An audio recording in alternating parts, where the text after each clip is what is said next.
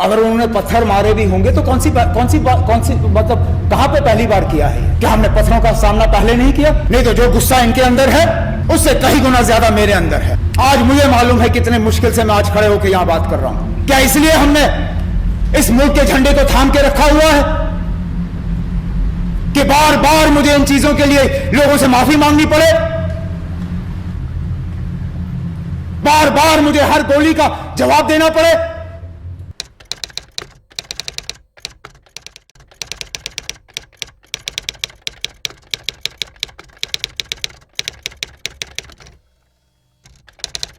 Speaker साहब, समझ नहीं आता तकरीर शुरू करूं तो कहां से करूं। बड़ी तैयारी करके आया था, बहुत कुछ बोलना चाहता था, समझ में नहीं आता इस कुर्सी के लिए जहां मैं आज अपने आप को पाता हूं, इस पे बैठने के लिए इतने सारे लोग इतने बेचैन क्यों? क्या जवाब दूं?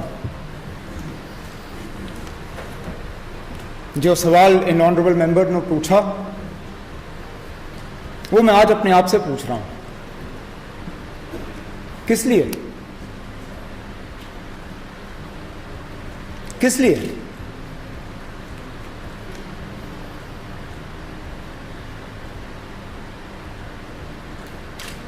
जुलूस पे अगर इस तरह गोली चलाई जाए, उस जुलूस पे जहां तक अभी तक मेरी कोई ऐसी जानकारी नहीं आई है जहां पे उसमें कोई मिलिटेंट शामिल हुए हों या वहां से फायरिंग शुरू हुई हो, अगर उन्होंने पत्थर मारे भी होंगे तो कौन सी मतलब कहां पे पहली बार किया है? क्या हमने पत्थरों का सामना पहले नहीं किया? ये लोग जो यहां से शोर करके बाहर गए, गलत नहीं किया इन्होंने। अब फर्क सिर्फ इतना है कि ये अपने जज्बात को जो है इस तरह उभार के और दिखा के बाहर जा सकते हैं। मेरी कुर्सी मुझे इस बात की इजाजत नहीं देती। नहीं तो जो गुस्सा इनके अंदर है उससे कई गुना ज्यादा मेरे अंदर है। आज मुझे मालूम है कितने मुश्किल से मैं आज खड़े होकर यहां बात कर रहा हूं। क्या जवाब दूंगा मैं बाहर लोगों को? क्या इसलिए हमने इस मुल्क के झंडे को थाम के रखा हुआ है कि बार बार मुझे इन चीजों के लिए लोगों से माफी मांगनी पड़े? बार बार मुझे हर गोली का जवाब देना पड़े? फांसी किसी को दी जाती है, फैसला कहीं और लिया जाता है, मर्सी पिटीशन कहीं और से रिजेक्ट की जाती है, सारा कुछ कहीं और होता है, लेकिन जिम्मे मेरे ठहराया जाता है। जैसे कि फांसी मैंने उसको पहनाई, लाश देने ना देने का फैसला कहीं और होता है, लेकिन जिम्मे मेरे ठहराया जाता है। आखिरकार मुझे भी इस रियासत में रहना है, ये मेरे लोग हैं। कहां रहूंगा? किसके पास जाऊंगा? क्या समझाऊंगा मैं लोगों को कि जिस कानून की मैं बात कर रहा हूं, जिस आईन की मैं बात कर रहा हूं, जिस सिस्टम की मैं बात कर रहा हूं, उस सिस्टम के तहत आज जिस फौजी ने वो गोली चलाई उसके खिलाफ कोई कार्रवाई हो ही नहीं सकती। आप लोग क्या समझते हो मैं पागल हूं? अफस्पा अफस्पा अफस्पा की रट लगाए जा रहा हूं? मैं कोई सियासी फायदे के लिए नहीं कर रहा हूं, इसलिए कर रहा हूं क्योंकि मैं देखता हूं उस कानून का गलत इस्तेमाल कहां पे होता है। अब इन लोगों को फौरी तौर जवाब चाहिए, कहां से लाऊं जवाब? मैं जादूगर हूं नहीं। मौके को सियासत में बदलना चाहता तो यहां पे शुरू करता कि इनके दौर में क्या हुआ, क्या फायदा। इनको उन चीजों के बारे में याद दिलाने से क्या आज जो नौजवान मरा मैं उसको वापस ला सकता हूं? नहीं। मैं उसके मां बाप के जख्मों पर मरहम लगा सकता हूं? नहीं।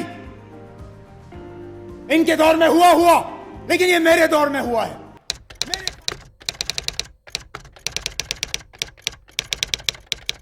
मेरे दौर में हुआ है, मेरे खाते में चढ़ा है। और मेरे पास इसके लिए जवाब है नहीं। क्यों गोली चलाई गई? क्या जरूरत थी? अफजल गुरु के फांसी के बाद इससे ज्यादा लोग सड़कों पे आए। सीआरपी जैन के पुलिस ने उनका सामना किया। बदकिस्मती से एक जगह ताकत का गलत इस्तेमाल हुआ और गलत इस्तेमाल हुआ और एक नौजवान गोलियों का शिकार हुआ। काश वो नहीं हुआ होता। लेकिन लगातार हमारी कोशिश रही है कि रियासत के हालात जो है साजगार बने रखें, कि अमन आए, उस अमन का फायदा हम हर घर में पहुंचाएं। लेकिन कहां की अमन, कहां का फायदा? क्या फायदा मैं यहां पे आपको मैकेडमाइजेशन की बात करूं और जो हमने काम किए उसकी बात करूं? मैं कहना ही नहीं चाहता, मैं नहीं करना चाहता हूं तकरीर। आज किस बात पे करूं? किस सड़क की बात करूं, किस अस्पताल की, किस स्कूल की बात करूं, जब अंदर से मेरा कलेजा फट रहा है?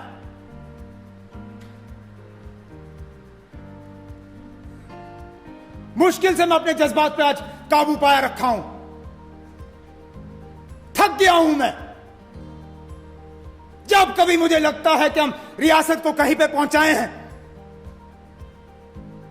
कि कुछ हद तक हमारी मेहनत की वजह से हालात साजगार हो गए हैं और हम आगे बढ़ जाएंगे, कुछ ना कुछ हो जाता है और हम पीछे आ जाते हैं।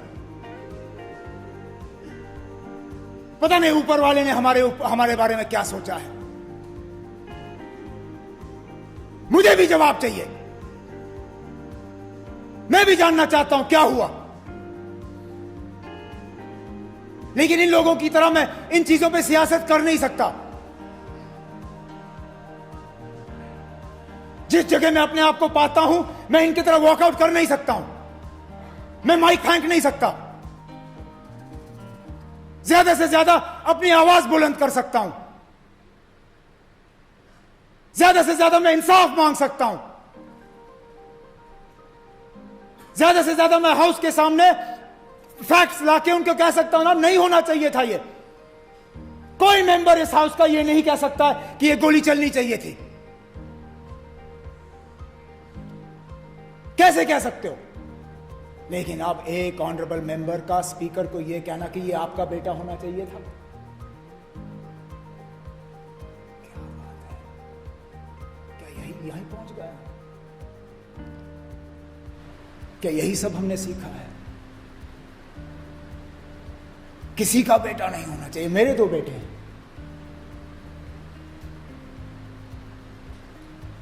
किसी के साथ ऐसा नहीं होना चाहिए।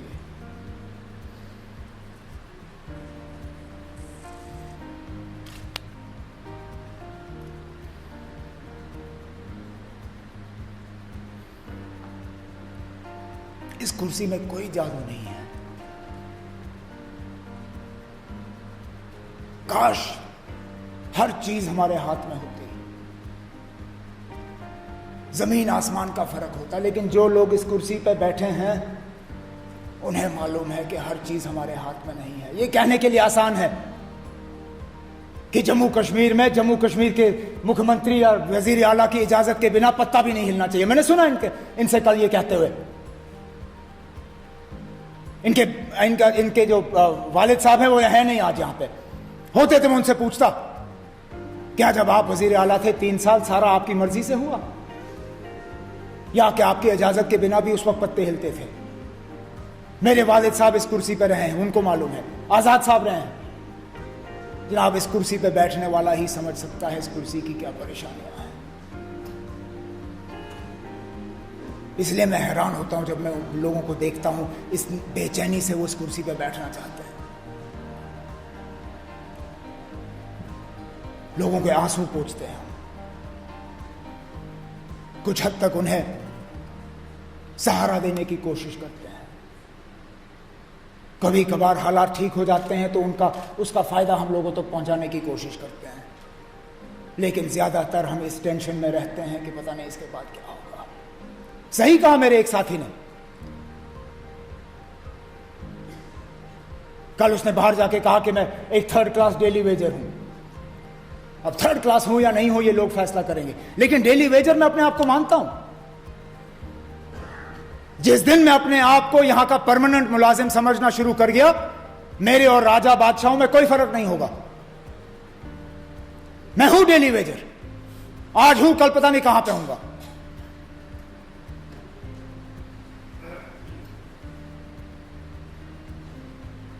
क्या कहूं स्पीकर साहब, किस किस किस किस किस चीज के बारे में मैं जिक्र करूं? आज तो मैं सिर्फ जवाब चाहता हूं, वो जवाब जो जिन जिन के जिन जिन जिन सवालों जो सवाल यहां पूछे गए, जिनका फौरी तौर मेरे पास जवाब नहीं है, लेकिन जवाब हासिल करूंगा, चाहे जिस भी दरवाजे पे खटखटाना पड़े मुझे, लेकिन जवाब मैं हासिल करूंगा। और इंशाअल्लाह अगर हो सका, अगर फोर्स का गलत इस्तेमाल हुआ, नाजायज इस्तेमाल हुआ, तो ये यकीन मैं जरूर दिला दूंगा कि इंसाफ जरूर दिलवा दूंगा, मैं उनको इंसाफ जरूर दिलवा दूंगा। नहीं तो कोई फायदा नहीं इस कुर्सी का। इस कुर्सी में और कुछ नहीं है। अगर लोगों के जरा से काम नहीं हुए, अगर लोगों को हम इंसाफ नहीं दिलवा सके, तो फिर कोई फायदा नहीं। मैं इतना जज्बाती हूं नहीं कि मैं अब मुल्क को कोसना शुरू करूंगा। ये मुल्क की गलती नहीं है, ये इस झंडे की गलती नहीं है, ये कुछ लोगों की गलती है। मारने वाले तो हर साइड से आते हैं, लेकिन उसके लिए इस मुल्क को कोसना जो है वो सबसे बड़ी गलती होगी। मैं अपने तरफ से और ज्यादा क्या कह सकता हूं, लेकिन उस नौजवान के घर वालों से हमदर्दी कर सकता हूं। अपने तरफ से, इस हाउस के तरफ से, इस रियासत के लोगों की तरफ से मैं उनका बेटा वापस लौटा नहीं सकता हूं। काश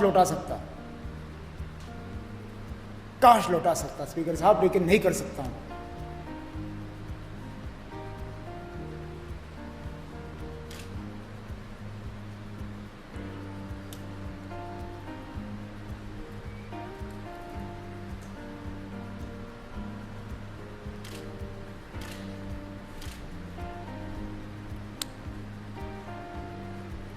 मैं अपनी तरफ से ज्यादा कुछ नहीं कहूंगा, क्योंकि इस दौरान बेहतर हालात और ये काम वो काम उन पे बात करना मुनासिब नहीं है। मैं अपने आप से वो तवक्को कर ही नहीं सकता कि यहाँ किसी नौजवान की मौत हुई हो, हमारे हाथों हुई हो, और मैं अपनी तकरीर जो है जारी रखूं। तो आप सबसे मैं माजरत खा हूं कि आपने जो बातें की उनका फौरी तौर में यहाँ जवाब नहीं दे सका। जवाब आप तक मैं पहुँचा दूंगा। सेशन के दौरान मेरे बाकी साथी जो हैं वो पहुँचा देंगे। मैं आज के मौके पे सिर्फ दो चीज़ें कहना चाहूँगा। एक तो गवर्नर साहब का शुक्रिया जो करना लाजमी है, उन्होंने जो खुतबा जारी किया उसके लिए आप सबके तरफ से मैं शुक्रिया करना चाहता हूँ। और उसके साथ साथ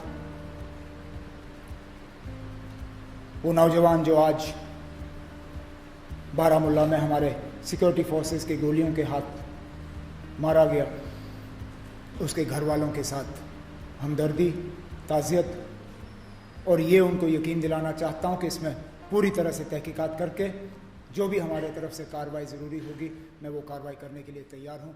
इससे ज़्यादा स्पीकर साहब आज कुछ नहीं।